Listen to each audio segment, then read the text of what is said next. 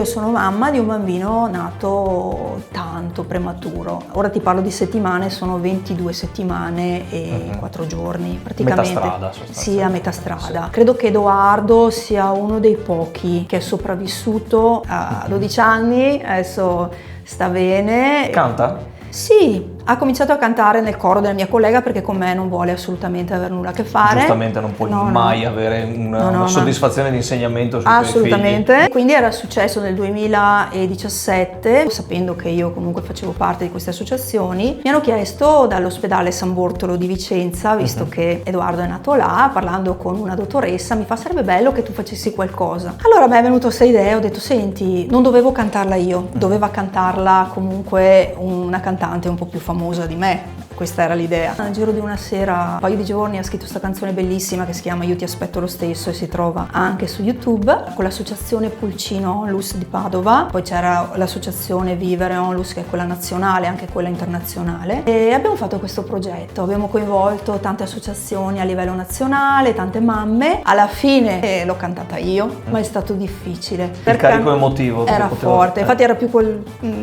che piangevo che cantavo. E questa canzone comunque l'hanno cantata tutte le mamme, è stata veramente una bella esperienza.